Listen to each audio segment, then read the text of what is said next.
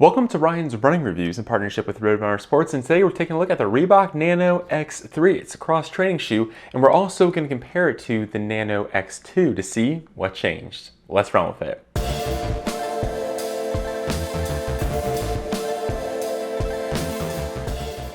Now before we get started, I do want to say these shoes were provided to me by Reebok Nano Sports. However, no one had a chance to preview this video, and the file synopsis is my own. I'd also like to say please leave a like on the video and consider subscribing. Here we go. Now today we're taking a look at the Reebok Nano X3. This is a cross-training shoe designed for fitness classes, weightlifting, gym use, CrossFit, you name it. It's just kind of your general purpose gym shoe. Now, what separates this from a running shoe is it has a few more structural elements. The midsole is going to be much more firm, and you have some plastic pieces built into the shoe itself to give you support when you need it, especially when you're dealing with explosive movements or heavy weights. So I always recommend using a training shoe when going to the gym and staying away from your actual running shoe, since if you lift or just go to the gym in your running shoes, it decreases the life of the midsole and kind of shortens their life. So I always do recommend having some kind of dedicated gym shoe. That way you kind of prevent injury. You're not lifting on this soft, squishy midsole, and you'll have something that's a little bit more supportive, and that's where the Reebok Nano X3 comes in. We also have the X2. I've had this for a little over a year, quite liked it, so it's been interesting to try the X3, and I'll get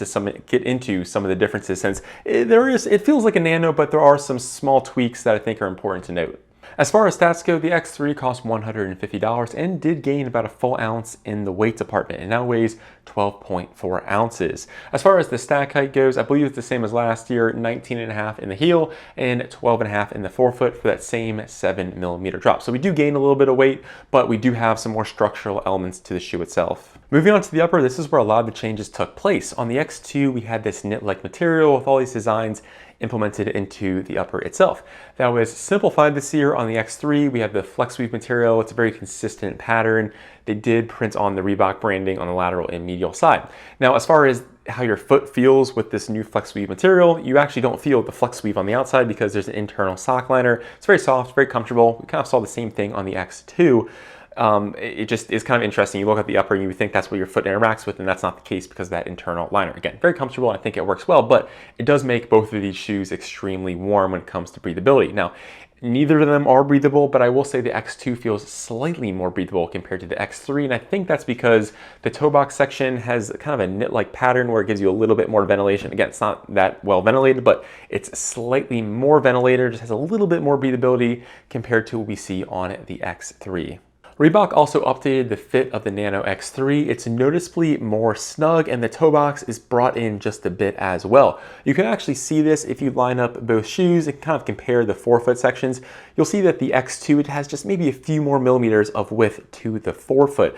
I'll also say that the toe box section has a little bit more volume just because of how the upper was constructed and that additional width. I actually like this. It let my toes kind of splay out. Some people said the X2 was a half size large. I necessarily agree with that. I thought the length was fine. It's just a slightly wider toe box. Now, it kind of depends on your personal preference. Personally, for me, I like the wider toe box. Lets my toes splay out, gives me some additional stability. Not that the stability on the X3 was bad. I thought they were pretty comparable on the platform, but it is a noticeably more snug experience. Now, when it comes to lockdown, I think the X3 has the advantage there just because it's a more narrow shoe, and they did update the heel counter to give you a little bit more support. There is a bit more padding back there as well. So again, it comes down to your personal preference. You have a little bit more volume to the upper on the X2, while the X3 does get a little bit more snug. So again, it depends on what you're looking for, what kind of activities you are doing, and I would just kind of keep that in mind when looking at these two options. The tongue on the X3 has also been updated slightly, and I'm happy to see that they did update it, mainly because the tongue on the X2 had some irritating edges. Basically, it was some flimsy edges of the tongue, so they would fold under themselves and create these irritation points that would cause some discomfort. Now, you could flatten them out and get everything situated correctly, but it was kind of a pain to do that every so often.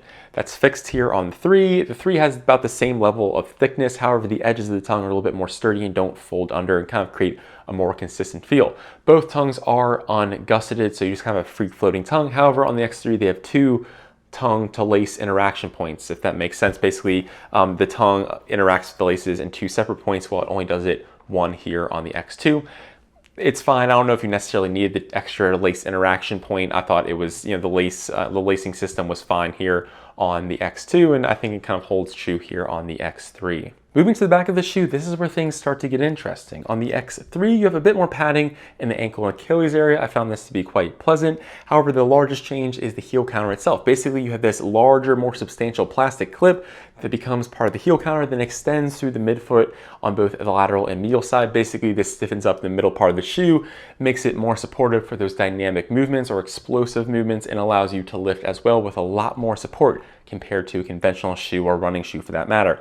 Now on the X2, it was a little bit more low profile, gave you a plenty of support. Again, I was really happy with the X2. I really did love this shoe, but the heel counter wasn't as well supported like we see here on the Nano X3, and it does feel noticeable when you put your foot into the shoe. It feels like you just have a more secure feeling just because you do have quite a bit more plastic surrounding the back part of your foot, and part of the reason I think of why this shoe does weigh almost a full ounce heavier compared to its predecessor. Now this new support system, the updated plastic and everything, is called the Lift and Run Chassis System, which according to Reebok makes the shoe a little bit more dynamic. It's actually quite interesting because there's some components you can't actually see upon first look. Yes, you have more plastic around the heel area and midfoot. However, the plastic actually extends down through the forefoot, stiffening up the forefoot quite a bit compared to its predecessor. There's also this kind of foam unit in the heel that's supposed to compress and kind of interact with the plastic to lock down the shoe, give you that secure lifting experience. And then when you're running or doing those other movements, it's supposed to have that kind of cushiony,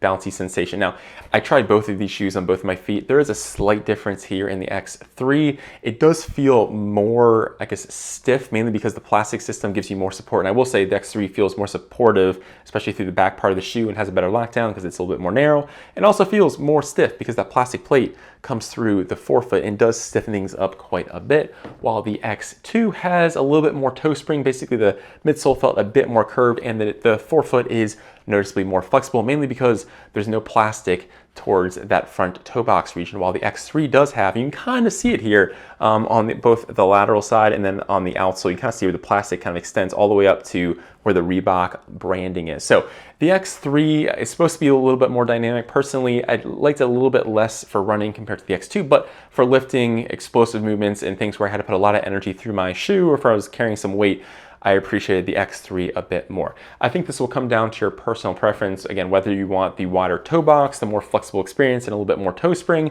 or if you want a little bit of a stiffer shoe, a more snug experience, and a little bit more support that is also a little bit heavier. It's just overall package. So it's just something to keep in mind when comparing these two. Again, I really like the X2 and I still like the X2, but I think the X3 comes in, I think, in a slightly better rating when it comes to lifting heavy weights or doing truly explosive movements. Moving on to the midsole, we still have Float Ride Energy Foam. Now, if you're not familiar, this is a rather firm midsole, especially if you're coming from like a running shoe or walking shoe. And this is good mainly because you want that stable base to lift on. Yet, I think Float Ride does a good job of giving you a nice level of shock absorption and impact protection if you're running or just training for long periods of time.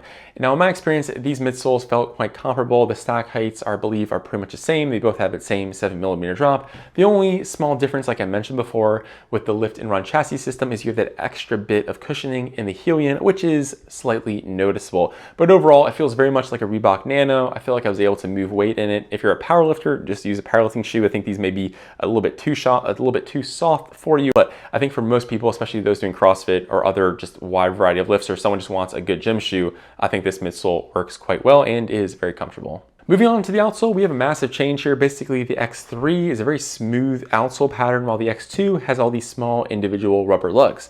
Now, which one is better? Well, it really does depend on what you're doing and where you're doing it. The X3 has more ground contact and a little bit better grip when it comes to conventional surfaces like asphalt, brick, concrete, rubber mats, you name it, while the X2 has better grip on like turf, dirt, gravel, things like that, where you need a little bit more texture on the outsole. Kind of think car tires. This is kind of like a race car tire, and this is like a more conventional car tire. So I think both work well. It just depends where you need the grip or where you're performing your activities. I think for most people who are just doing it in the gym, the Nano X3 will work a little better just because you have more ground contact and it'll grip the ground just a bit better. One other small thing to note about the outsole is the toe guard. Basically, you have a bit more rubber on the X2 and does have those lugs as well. I did find the rubber on the toe section to be a little bit better compared to the X3, which just is a little bit smooth and slightly smaller compared to the X2.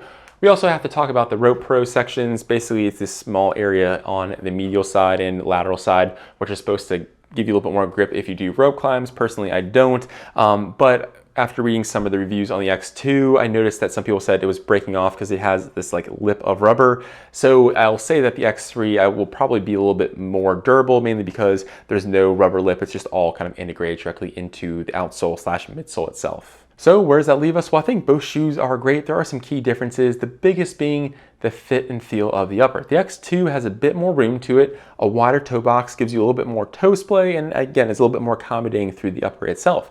The X3, a little bit more narrow toe box, but I did find the lockdown to be better, partly because, yes, it's a more narrow shoe, but I think the heel counter is superior because of that lift and run chassis system and the extra support you get through the back half of the shoe. The midsole, it feels about the same. You do get a little bit more cushioning in the heel with that additional unit back there. And then I think the midsole is a little bit stiffer just because that lift and run chassis system runs a little bit closer to the forefoot, and that does not exist here on the X2, which also does have a bit more toe spring as well. The X3 is about a full ounce heavier, so if you're wearing it all day, that could be another factor to consider. And I think the X2 has slightly better breathability. But either way, I think they are quite good, and just kind of comes down to what you're looking for and your foot shape. And then the last thing we just talked about is the outsole. I think the outsole on the X3 works better for those conventional surfaces, where if you're someone who goes outside inside, I think the X2 might work a bit better. Well, I'm Ryan from Ryan's Running Reviews. I'd love to hear from you, and I'll catch you guys on the next one. Thanks.